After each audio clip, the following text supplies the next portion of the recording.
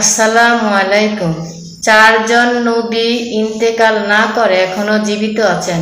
তার মধ্যে দুজন নবী আকাশে ও দুজন নবী এই পৃথিবীতে জীবিত আছেন।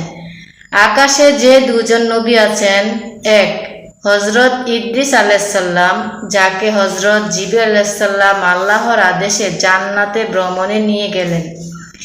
জান্নাতের অপরূপ সৌন্দর্য ও মহান আল্লাহর অপরূপ সৃষ্টি দেখে হজরত ইদ্রিস আলাইসাল্লাম জান্নাত থেকে আজ পর্যন্ত বের হননি।